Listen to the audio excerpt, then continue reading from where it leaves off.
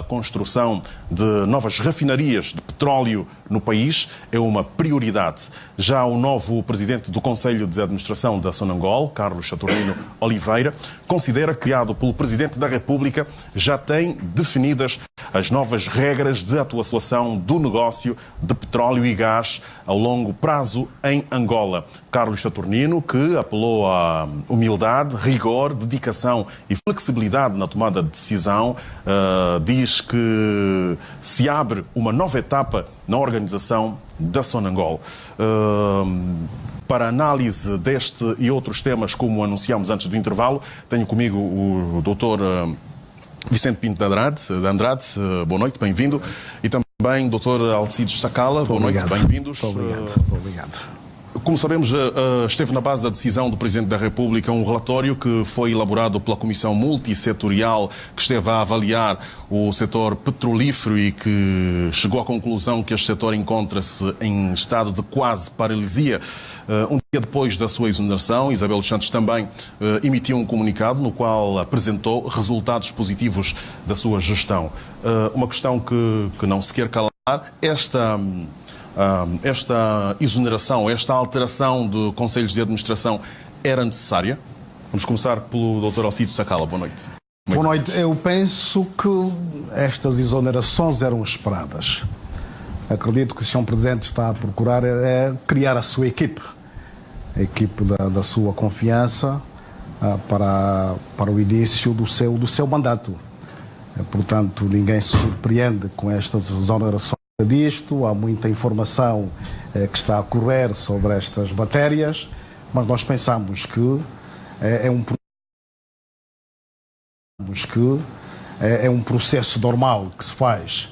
Há um novo quadro político no país, temos novos atores no país e, naturalmente, o Presidente tem vindo a fazer as exonerações que achar qual é o impacto que isto terá a nível do país, do ponto de vista, portanto, social. É uma questão que tem sido, vamos acompanhar com a devida atenção. Fica, no entanto, o benefício da dúvida. Está no princípio do seu mandato. Passaram-se menos de 50 anos, portanto, há 50 dias, queria dizer. Portanto, vamos acompanhar a questão com muita atenção. Mas estas exonerações são normais em situações desta natureza. Dr. Vicente Pinto de Andrade.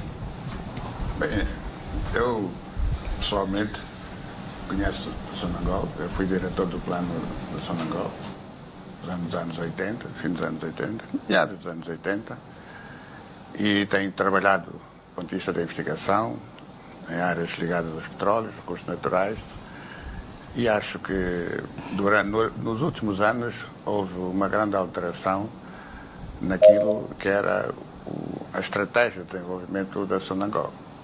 Que alterações foram essas? Alterações em relação ao core business, o negócio central. A Sonangol é uma empresa que chegou a ter 34 subsidiárias e tentou, naquela altura, no fundo, tirar proveito da cadeia de valor do setor petrolífero, criando várias empresas. Só que a determinada altura a Sonangol começou a criar empresas que já não estavam relacionadas com o seu negócio central e com a sua cadeia de valor. E é a partir daí que, no meu entender, se começam a criar grandes dificuldades em termos de gestão. A Sonangol funcionou durante muitos anos como até o garante dos empréstimos que o Estado angolano contraía. Portanto, a Sonangol teve grandes responsabilidades, cresceu muito, mas a partir do momento em que a nossa economia é abalada pela baixa do preço do barril de petróleo e também pelo facto de estar a haver uma transição energética, apesar de assistir a uma transição energética, o período do petróleo quase está a expirar, nós vamos entrar em outras fontes de energia, nomeadamente as energias renováveis. É natural que as empresas como a Sonangol sejam abaladas periodicamente por situações dessa natureza.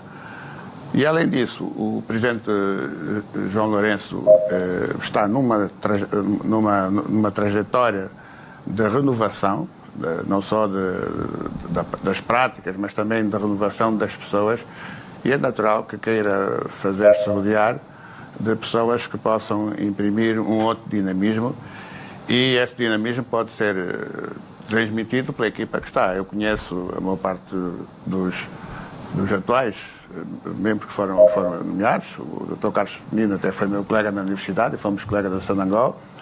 Portanto, são pessoas qualificadas, que podem realmente trazer uma dinâmica diferente daquela que nos últimos tempos a Sonangol tem seguido. Que efeitos é que se pode esperar já dessa mudança a nível do Conselho de Administração?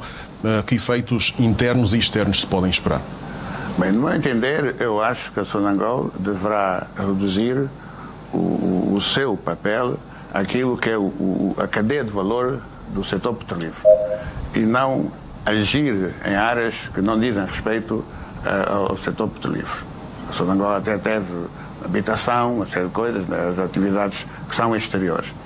Por outro lado, a Sonangol também tem que adaptar-se a esta transição que eu chamei energética, e que nós já não estamos em condições de no futuro vivermos a partir do petróleo. Nós temos é que hoje pegar no petróleo, continuar a extraí-lo, transformá-lo, apostar muito naquilo que é o aproveitamento do petróleo, portanto a refinação, a parte das refinarias são importantes, porque é criar uma forma de criar não só o valor, mas também criar emprego.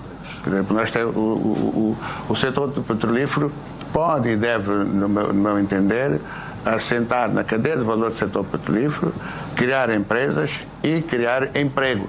Portanto, e esta dinâmica que eu penso que nós podemos ter, a semelhança de outros países. Não se admite que hoje, passado tantos anos de experiência, nós estejamos numa fase em que, por exemplo, só temos uma refinaria. Quer dizer, não se admite. E, além disso, quem tira proveito desse facto são os países compradores, porque o valor acrescentado é muito reduzido. Mas a partir do momento em que refina e exporta papéis, financiaram as suas economias durante os anos 60 e 70, a partir do petróleo que compravam, que refinavam e que era tributado. Os produtos eram refinados. Portanto, os Estados financiavam-se à custa dos países produtores de petróleo. É este quadro que nós devemos alterar e que eu penso que vai ser o espírito que vai nortear a equipa que está a dirigir a Sonangol e o próprio Presidente da República. Dr. Alcísio Sacala, a cortar subsidiárias, que empresas é que poderia apontar que deviam ser, a priori, cortadas da carteira de... Na conjuntura atual, eu penso que a nova direção da Sonangol vai ter isto em atenção, tudo na perspectiva que aqui foi avançada pelo professor Vicente. Há que se avaliar toda esta conjuntura no quadro destas transformações que se vão vivendo. O petróleo está a ficar secundarizado naquilo que são as grandes prioridades dos países com economias mais avançadas, que apostam agora nas energias renováveis, como é do conhecimento de todos. Aqui o continente africano ainda vai tendo algumas dificuldades, mas é preciso, de facto, que haja uma reflexão profunda naquilo que a área do petróleo, que é estratégica para o nosso continente, ainda pode produzir no quadro dos grandes desafios. Eu entendo que é um pouco esta visão que está na base destas mudanças que o país vai vivendo, porque o Dr. Vicente falava da ideia da renovação, já à luz dos grandes desafios, não só nacionais, regionais, africanos, como também, portanto, mundiais. Os tempos mudam-se os tempos, mudam-se as vontades e o petróleo acaba. O petróleo não é eterno, o petróleo vai acabar um dia. Dali a necessidade de se procurar aprofundar esta área da pesquisa, do conhecimento, para se encontrarem alternativas e não ficarmos depois surpreendidos. Portanto, penso que vai haver esta avaliação e haverá áreas que vão sofrer consequências, naturalmente, como consequência das próprias mudanças. Exatamente. Outro desafio que foi colocado de facto e foi referido aqui pelo Dr. Vicente Pinto de Andrade, que está entre as mãos do novo Conselho de Administração da Sonangol, é efetivamente a implementação de pelo menos 2 refinarias e cuja construção deve já começar em 2018. 5 anos, em princípio, será o tempo que este Conselho de Administração tem para a implementação desse projeto. Que comentários é que se oferecem a fazer sobre isso? Bem, nós tínhamos uma refinaria em construção, que iniciou-se com os chineses, né? Infelizmente o projeto não foi avante e não foi avante por aquilo que eu sei, não foi avante porque, por aquilo que eu sei, os chineses não estavam interessados que nós refinássemos os produtos e que os utilizássemos aqui no país. É a informação que eu tenho. Agora, nós temos que ter refinarias que nos deem uma grande autonomia. Autonomia não só para servir o mercado nacional, mas também servir o mercado regional. Porque nós devemos aprofundar as relações ao nível da nossa região. Nós somos um país que tem petróleo, temos agora as infraestruturas que foram criadas, o próprio caminho de ferro de Benguela. Portanto, há um conjunto de condições e mesmo a ligação com a Zâmbia, não é? Portanto, nós temos condições para vender os produtos refinados também ao exterior e, principalmente, ao nível da nossa região, tendo em conta que os custos serão mais reduzidos, porque a proximidade é maior. Em vez de estarmos a tentar vender para a China, aos nossos países vizinhos, cujas economias necessitam dos nossos recursos. Eu devo recordar aqui que há um ano e tal, na Nigéria, que é o maior produtor da África subsaariana, a Nigéria ficou a crise porque não havia produtos refinados. Não é refinados. Não é concebível isso no mundo de hoje. Por isso é que nós também temos que tirar proveito da nossa integração regional. Temos menos custos, né? Porque estamos próximos, e também as nossas economias se vão complementar e completar. É essa a estratégia que eu penso que nós devemos seguir em relação aos nossos vizinhos e à refinação do nosso petróleo. Dr. Alcides Sacala, como é que encara esta viabilidade das 2 refinarias? Eu penso que é uma área estratégica esta. É preciso passar-se à prática. Nós temos o projeto do Lubito, esta refinaria do Lubito, que já vem do consulado anterior e que não se avançou muito com isto. Então, tem que existir coragem suficiente para se poder avançar na implementação de medidas de política que conduzam à materialização destes projetos, que são de interesse estratégico para o país, interesse nacional para o nosso país e para a região também. Portanto, acredito que é uma medida importante, tem de se fazer, porque isso também reflete um bocado a fraqueza dos países africanos. Nós temos matérias-primas, produtos estratégicos, mas infelizmente quando se chega na transformação há sempre uma série de entraves que a classe política, sobretudo, não consegue ultrapassar.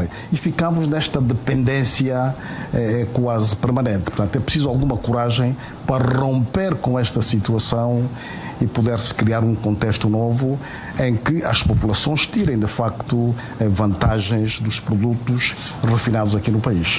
Muito obrigado. Vamos olhar para um outro tema. A Assembleia Nacional aprovou esta semana, portanto, na semana que ontem terminou, na generalidade, a proposta de lei que autoriza o titular do Poder Executivo a legislar sobre a atualização da pauta aduaneira harmonizada. O documento foi aprovado por unanimidade, com 197 votos a favor. A pauta traz como alteração, por exemplo, a isenção total sobre a importação de livros escolares matérias-primas, sementes e benefícios no setor da saúde, como, por exemplo, a isenção de taxas sobre os medicamentos contra a diabetes. A importação de bebidas, portanto, observará um agravamento na taxa de importação. O Ministro das Finanças afirmou que o documento tem como finalidade assegurar e estimular a produção nacional. Dr. Vicente Pinto de Andrade, que leitura faz a essa iniciativa presidencial do ponto de vista da sua relevância para a vida das pessoas e também das empresas? Não, para mim é uma decisão oportuna e necessária. Primeiro porque um dos instrumentos utilizados para transformar as nossas economias, neste caso a economia de Angola, é através dos direitos sobre as importações e as exportações, não é? E neste caso a pauta desenha um quadro em que vai ser mais fácil importar aqueles produtos que são necessários para a nossa economia. Quer dizer, no fundo todos aqueles produtos que não sejam possíveis de produzir hoje no nosso país, é evidente que nós temos que fazer com que esses produtos não desapareçam do mercado. Portanto, aí é criar condições que foram definidas para que os direitos sobre esses produtos sejam mais baixos, direitos de aduaneiros. E em relação ao fomento das exportações, é evidente todos os produtos que nós pudermos exportar usando a expressão, terem a sua vida facilitada. Quer dizer, é no fundo adotar uma política que foi adotada por alguns países da Ásia, os novos países industrializados da Ásia, adotaram uma estratégia de um protecionismo selecionado. Quer dizer, não é proteger tudo, não, mas é selecionar. E essa dinâmica eu penso que vai ser aprofundada agora, porque toda a economia vai ser alterada a partir do momento em que há uma estratégia de industrialização, e essa estratégia de industrialização baseada muito na agricultura, nos produtos agrícolas. Está-se a ver um conjunto de projetos já em curso e outros que vão nascer, e, portanto, nós temos que adotar uma política que permita estimular a produção nacional e estimular também a exportação. Portanto, aí a política aduaneira é fundamental. Dr. Alcides Sacala.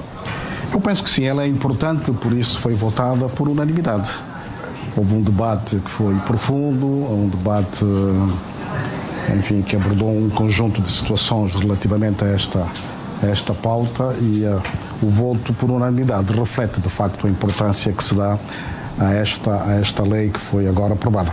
Ora, o mais importante, eu entendo que é preciso que se criem instrumentos de fiscalização para se poder acompanhar a aplicação, portanto, desta lei. Isto em termos práticos, para que ela, de facto, tenha o impacto que se deseja a nível do país.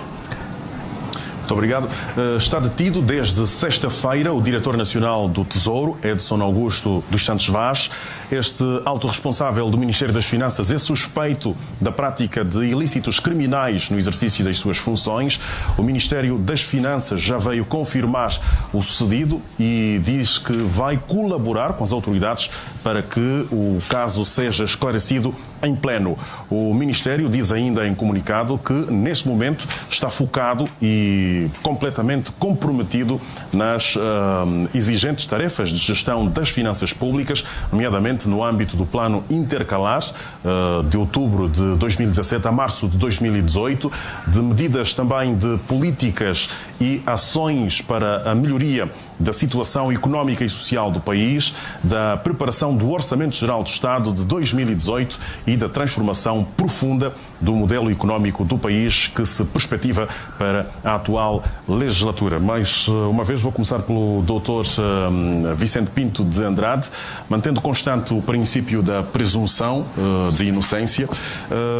Estamos aqui perante a aplicação da política anunciada primeiro pelo MPLA em campanha eleitoral e depois pelo Presidente da República no ato da sua investidura, mas também depois no discurso que fez à nação, sobre o Estado da Nação?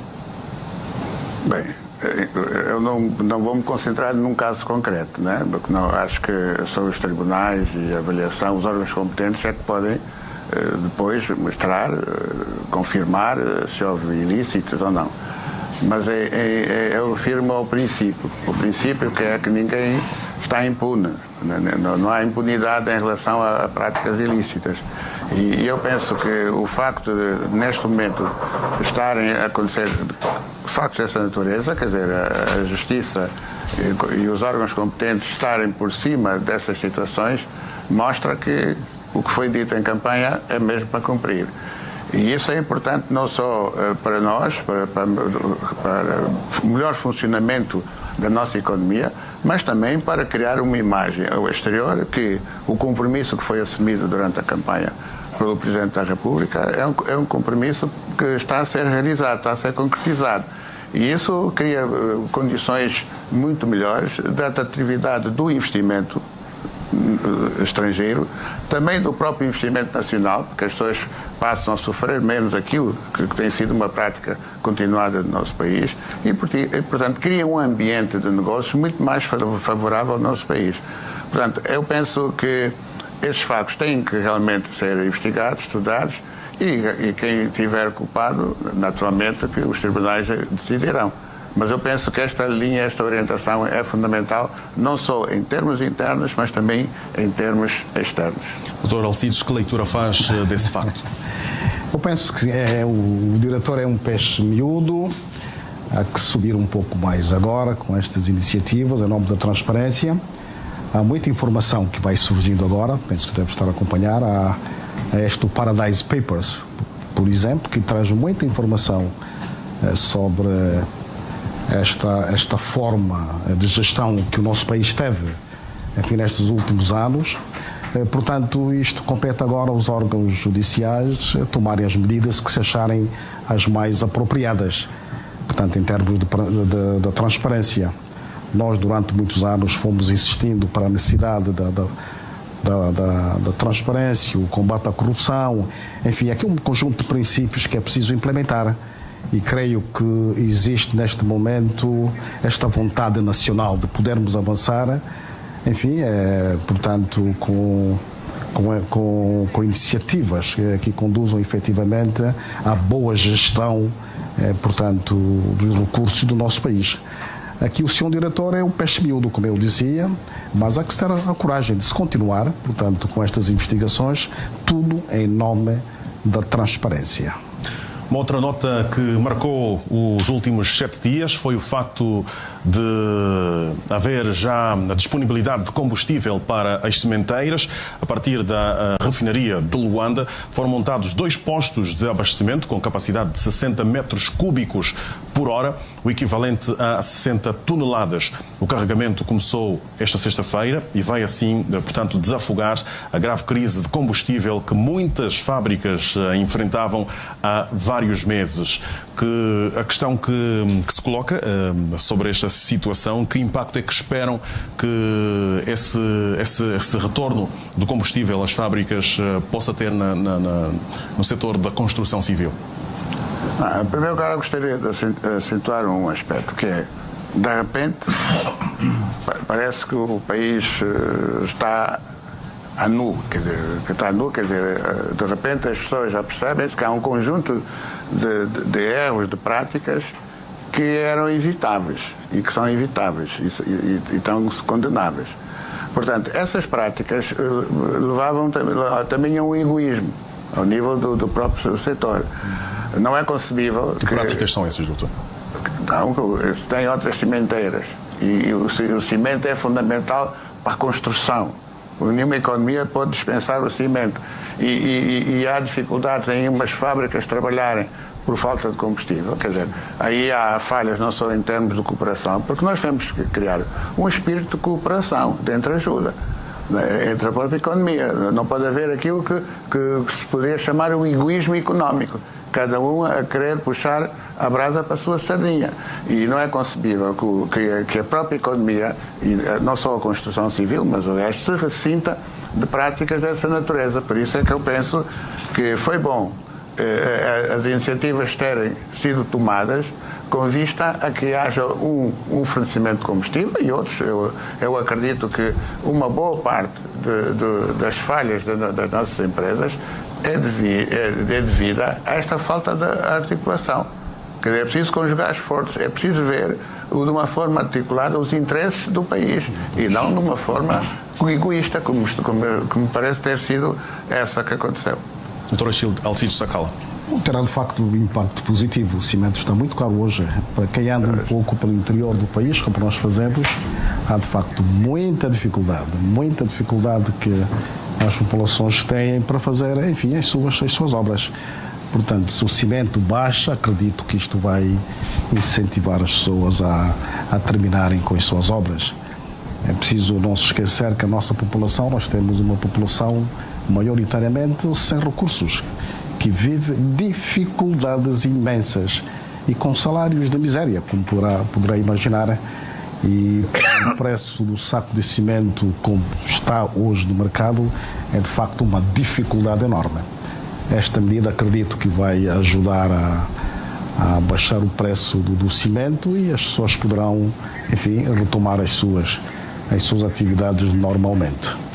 Muito obrigado, então, por este olhar. Vamos sair para além das fronteiras, olhando para o que se está a passar no Zimbábue. Robert Mugabe, de 93 anos, aceitou deixar a presidência da República do Zimbábue depois de um encontro com chefias militares. A reunião decorreu no Palácio Presidencial, onde Mugabe foi visto a discutir com vários oficiais do Exército, entre os quais o chefe do Estado-Maior, Constantino Chiwenga, o Comitê Central da ZANU-PF, que se reuniu de urgência este domingo para analisar a crise político-militar no Zimbábue, destituiu Robert Mugabe da liderança do partido e decidiu nomear o novo líder, o antigo vice-presidente do Zimbábue, Emmerson Mnangagwa, afastado do cargo há 2 semanas pelo presidente, agora deposto. Além de passar a assumir a liderança do partido, Emmerson foi também indicado pelo partido no poder para as eleições presidenciais do Zimbábue. Portanto, vai ser este o candidato da ZANU-PF às eleições presidenciais de 2018. Que leitura fazem a esta mudança? Um golpe de Estado suave, sem derramamento de sangue, mas que efetivamente começou pelos militares e depois acabou com os políticos, no caso.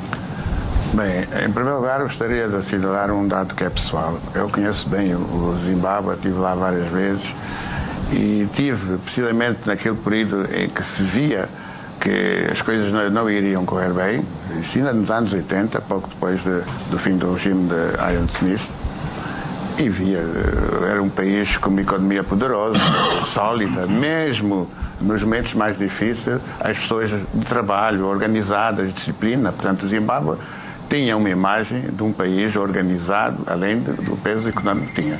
E, infelizmente, isso foi-se perdendo ao longo dos anos. E a responsabilidade coube, naturalmente, ao presidente Mugabe, que chegou a uma idade em que realmente 93 anos não é razoável que eu aos 93 anos me sinta em condições de fazer aquilo que faço hoje. Quer dizer, todos nós temos que ter noção de que somos seres que se desgastam os nossos órgãos e, portanto, o cérebro, qualquer órgão que tenhamos, pode perder, desgastar-se. E, portanto, se o indivíduo está a dirigir politicamente um país em condições dessas, como é o caso, quer dizer, correu o risco disso, a humilhação, porque foi destituído no próprio partido, não é?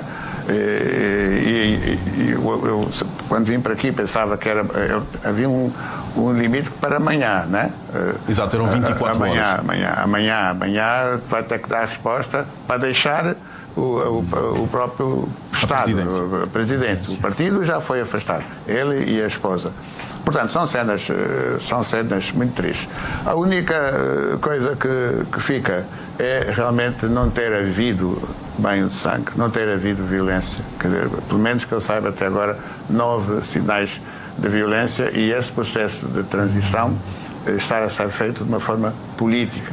E eu penso que este é um exemplo para aqueles países, ainda temos alguns países do nosso continente que têm difíceis processos de transição. E, portanto, eu penso que esta prática pode vir a ajudar a resolver outros países, a situação de alguns países africanos, onde também há situações idênticas. O caso do Togo é um deles. Dr. Alcides Sacala? É de facto um golpe de Estado suave, mas esta crise era anunciada, era previsível. Portanto, o presidente Mugabe foi esticou a corda e rebentou da parte mais fraca. O mais importante é que o país não caiu numa crise militar, portanto, há uma transição que se está a verificar agora no seio do partido. Há maturidade suficiente das elites dirigentes do Zimbábue. Doutor, sem querer interromper o seu raciocínio, Robert Mugabe já falou à nação e, entretanto, não deixou claro se abandona ou não a presidência. Tem poucas hipóteses. Nas circunstâncias atuais, tem poucas hipóteses.